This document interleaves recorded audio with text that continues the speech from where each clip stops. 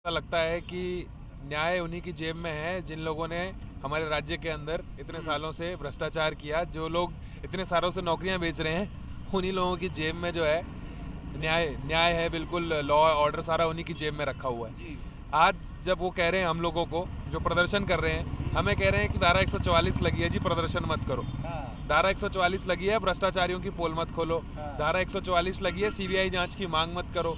ठीक है, हम्म। हम लोगों को तो इन्होंने यहाँ पर बोल दिया कि धारा 144 लगी है। बिल्कुल। और रूलिंग पार्टी के लोग जो है बड़ी बड़ी रैलियां कर रहे हैं। रूलिंग पार्टी के लोग जो है उस रैलियों में उनके नेतागण जाके भाषण दे रहे हैं बिना हेलमेट के, वो भी बिना हेलमेट के, जैसे भी वो लोग कर रहे हैं। हाँ। तो कहीं ना कहीं ये एक भेदभाव है। कहीं ना कहीं ये साफ तौर पर सरकार की मंशा स्पष्ट करता है कि उनको अपने सारे पॉलिटिकल प्रोग्राम तो करने हैं, लेकिन जहाँ पर उनको जो है न्याय देना है, जहाँ पर उनको भ्रष्टाचारियों की जांच करवानी है, वहाँ पर वो कुछ नहीं करेंगे। ऐसा वो क्यों कर रहे हैं? ऐसा वो इसलिए कर रहे हैं, स्पष्ट होता है कि भ्रष्टाचारियों को पनाह दे रही है ये सरकार। नंबर 1, भ्रष्टाचारियों को पनाह दे रहा है हमारा राज्य।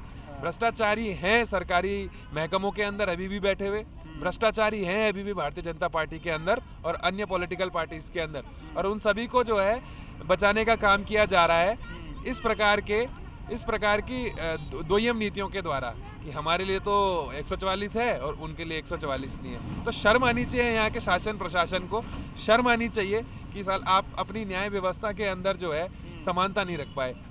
आप उसमें कहना ये भी है कि जो रैली आज निकल रही है, वो जो नकल विरोधी कानून बनाया गया है धामी जी द्वारा, उसके समर्थक में वो रैली निकाल रहे हैं। हाँ, पीछे एक पोस्टर भी लगा हुआ है नकल विरोधी कानून को लेकर। कोई भी कानून आपने बनाया तो आपने कोई बहुत बड़ा एहसान नहीं कर दिया। विधि, विधायक, विधानसभा वो कानून बनाने के लिए ही होता है। ये एकदम अंडरस्टूड बात है। ठीक है, आप ये सुनिश्चित क्यों नहीं करते कि जो पूर्व में जितनी भर्ती घोटाले हुए हैं उनके अंदर लोगों को जेल हो, उनके अंदर भ्रष्टाचारियों को जेल हो। नकल विरोधी कानून तो इस तारीख में आया ना, तो वो इस तारीख के बाद लागू होगा, पुराने में थोड़ी लागू हो जाएगा वो। इतना तो हम भी समझते हैं। ठीक है, और नकल विरोधी कानून, आप बहुत सख्त नकल विरोधी कानून लेकर आए। आप ऐसे छाती पीट रहे हैं जैसे इससे पहले यहाँ पर नकल करना कानूनी था। आप इस तरीके से छाती पीट रहे हैं, इस तरीके से प्रोजेक्ट कर रहे हैं कि आपसे पहले नकल ही होती थी हमारे देश में। नकल तो इससे पहले भी गैर कानूनी था, नकल के प्रति यूएफएम पहले भी कटता था। पर बात यह है कि क्या आपकी सरकार जो है उन लोगों पर ऊपर लगाम लगाएगी जो पेपर लीक लगातार कर रहे हैं। बात है संजीव चतुर्वेदी की, जो आपके सेक्शन ऑफिसर हैं अति गोपन विभाग के, यूकेपीएससी के। ठीक है, उनको आपने जेल में डाल दिया, बहुत बढ़िया किया। लेकिन जब यूकेपीएससी का प्री हो रहा था या फिर पहले की जो परीक्षा थी, तभी भी तो वो सर्विस पर थे ना, तो तब क्या वो दूध के धुले हुए थे? जी, ये बहुत बड़ा प्रश्न है। आपका क्या नकल विरोधी कानून क्या उन पर लगेगा? क्या आपका नकल विरोधी कानून उनकी पुरानी जितने भी घोटाले हैं उनको खोल पाएगा? क्या ऐसी जादू की छड़ी है वो नकल विरोधी कानून? जी, चांदी पार्क में इस वक्त मैं खड़ा हूँ और कैमरामैन को कहूंगा थोड़ा इस तरफ दिखाएं। आज जो यहाँ पर सत्याग्रह चल रहा था बेरोजगार संघ के बच्चों का, जो पिछले कई दिनों से जिनकी एक ही मांग थी कि सीबीआई जांच लागू की जाए, उसी के तहत 3 जगहों पे ये युवा आज 3-3 कर करके बैठे हैं। तो पहले आखिर मैं जानूंगा, भाई साहब क्या नाम है आपका?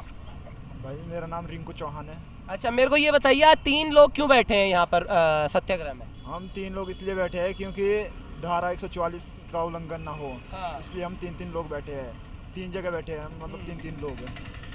अच्छा, तो मुझे ये बताइए, धारा 144 के तहत 4 लोगों से ज़्यादा नहीं बैठ सकते, मतलब है ना? और अब रैली भी हम लोगों ने कवर करी।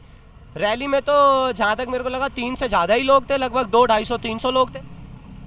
जी, ये धारा 144 जहाँ तक लग रहा है, जैसी रैलियाँ निकल रही है बीजेपी वालों की, ये शायद से 344 ये स्टूडेंट के लिए लगा रखी है, ताकि स्टूडेंट एक जगह इकट्ठा ना हो जाए। उसमें भी तो युवा थे सारे। युवा वो अब उनका पता नहीं है, लेकिन जो आंदोलनकारी, मतलब जो आंदोलन में बैठ रहे हैं स्टूडेंट, ये धारा 144 उनके लिए लगा रखी है, उन्हीं के लिए लगा रखी है। उनके लिए लगा रखी है। तो बाकी पब्लिक के लिए किसी के लिए धारा 144 नहीं है। ये भाई साहब ने बताया, तो कितनी जायज़ है, किस हद तक जायज़ है कि सिर्फ स्टूडेंट्सों पर ही धारा 144 लगाई है, यानी और किसी पर लागू नहीं होती है? जो कानून जिस पार्टी ने बनाया, जिस पार्टी ने धारा लगवा रखी है, जिसके कार्यकाल में धाराएं लगी हैं, उन्हीं के लोग उल्लंघन कर रहे हैं। हाँ, ये पहली बात तो ये है कि ये धारा सिर्फ हम बेरोजगार युवाओं के लिए लगाई गई है और किसी के लिए नहीं लगाई गई है। टारगेट हमें किया जा रहा है और इनके जितने भी कार्यक्रम हो रहे हैं वो बिल्कुल बढ़िया से हो रहे हैं। और आप देख ही रहे होंगे, इसके बाद आपने अभी भी देखा भी होगा कि कैसी इनकी भीड़ हो रही है। और वो भी घंटाघर में भी 144 लागू है और यहाँ पर भी है और इसके चारों तरफ है और एक आध जगह और है जो पीछे भी है और नीचे घंटाघर का पूरा एरिया है।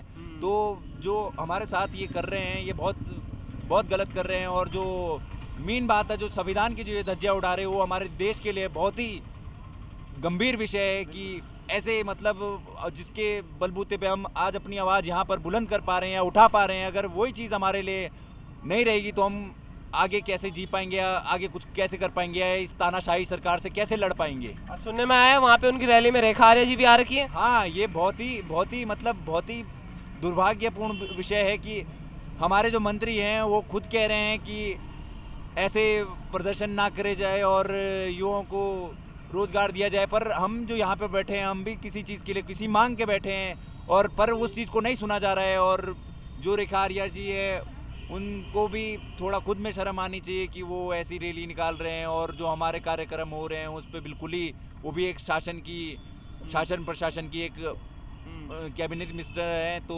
उस चीज़ पे सोचने विषय है कि हमको अनुमति क्यों नहीं दी जा रही है अपने कार्यक्रमों को करने की और इस आवाज़ को बुलंद करने की।